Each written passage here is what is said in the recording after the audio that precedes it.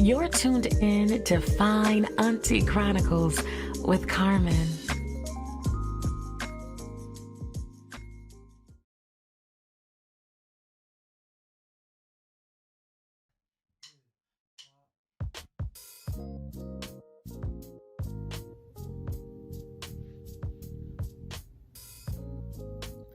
Ooh, come on in. This is the spicy one.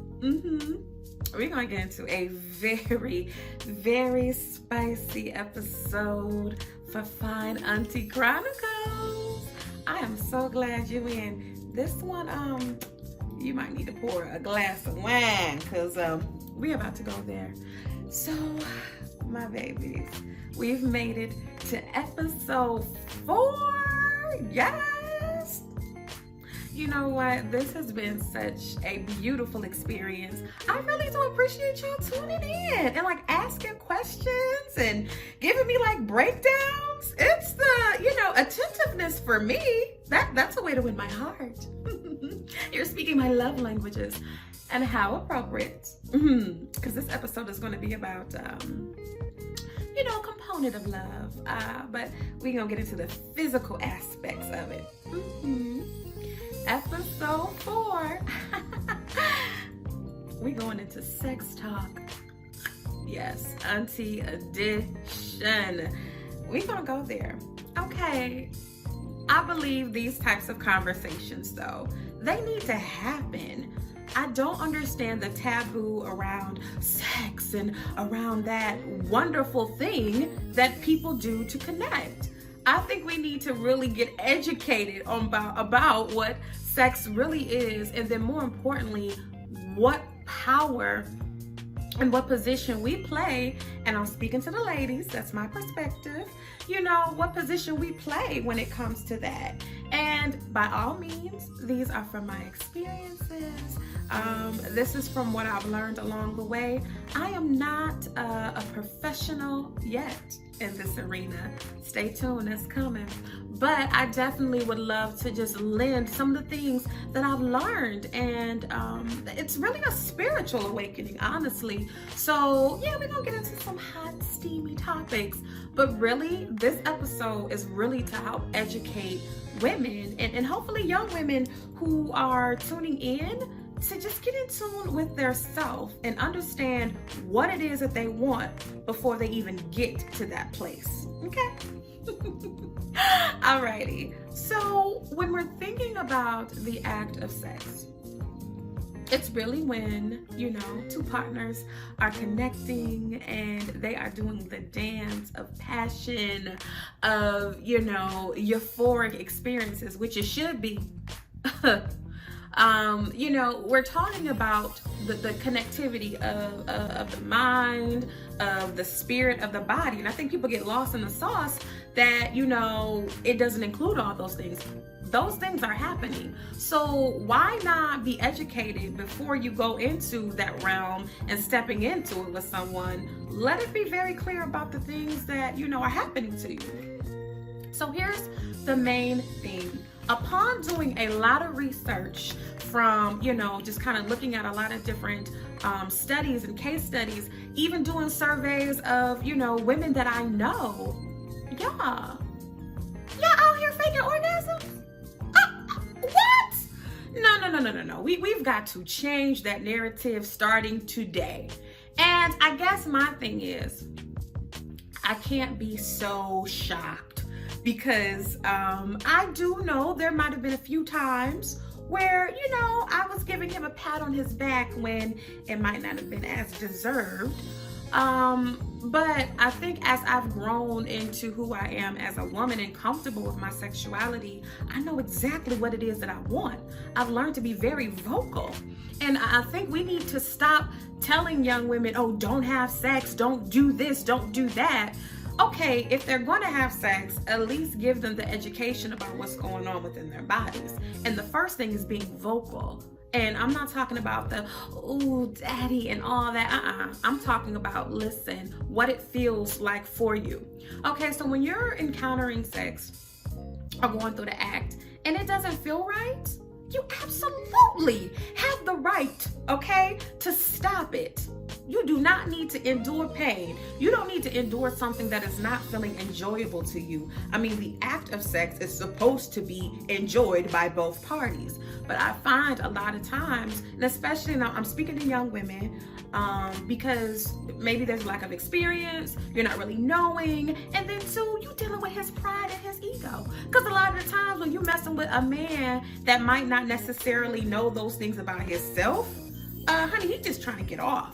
And not anything to say that he doesn't respect you or whatever. It's just the lack of education and knowing about the female anatomy.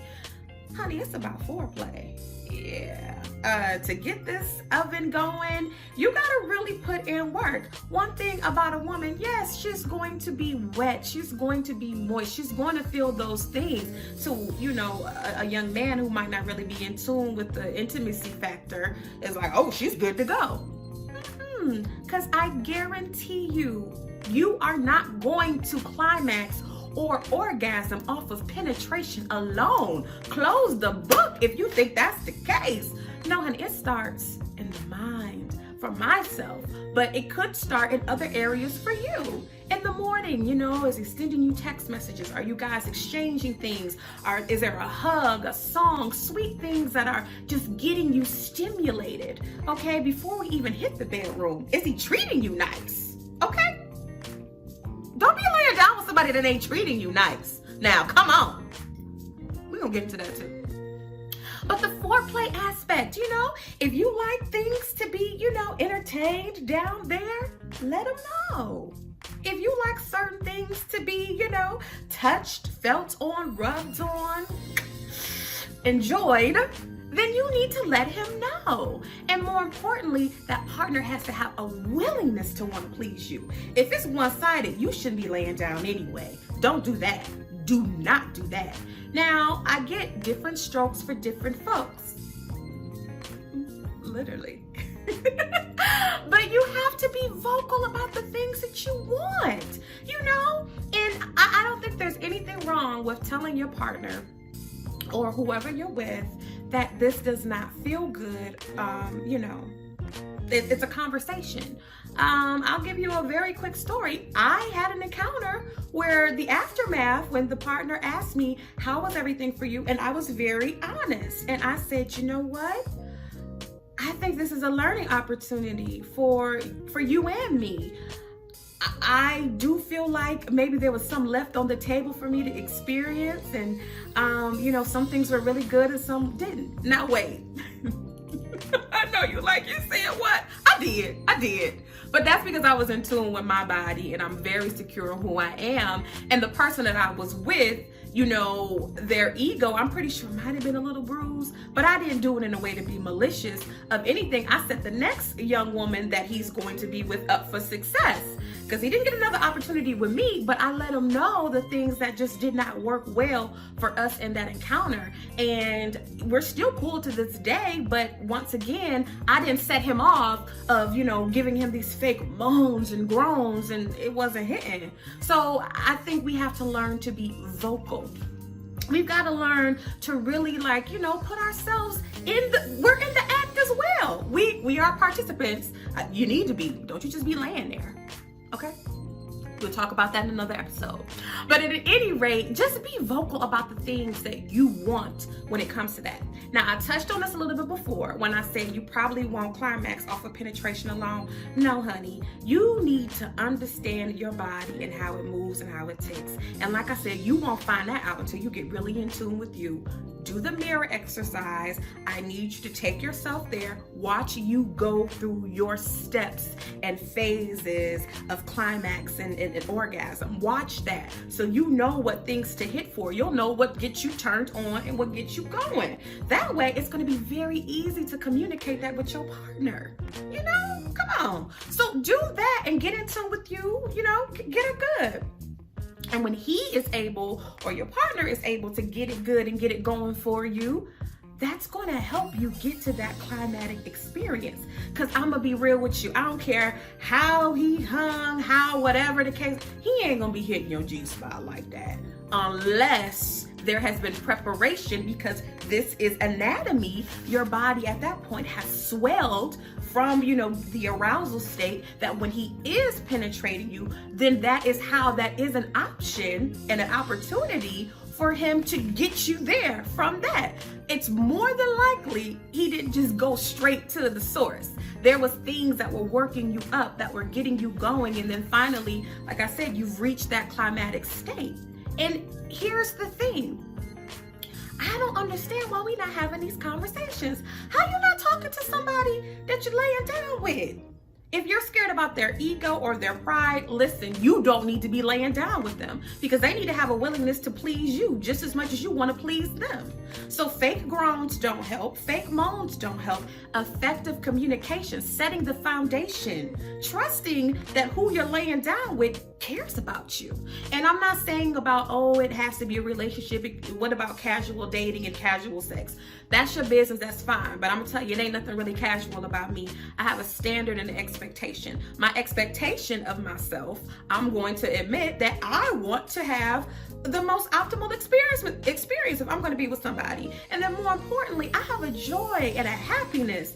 I want to make sure I leave the situation with that same, attitude, because you got to understand, when you are doing things with other people, that is a spiritual connection and tie. Them soul ties and things are real. So I'm going to say this, I do recommend wait to where, one, you're whole and you know who you are, but more importantly, wait until you're able to find a partner that respects your body, your mind, who you are as a person, because we all know we've had those moments when we've done something and then the next day we're regretting it based on us not laying the foundation and not really knowing who that person was. I understand flesh and all that stuff is going to get in the way, but I would do your due diligence that before you do lay down with someone. If you can't even have a conversation with somebody and you lay down with them, I need you to rethink that, because you are so deserving of someone, to fully love on all parts of you.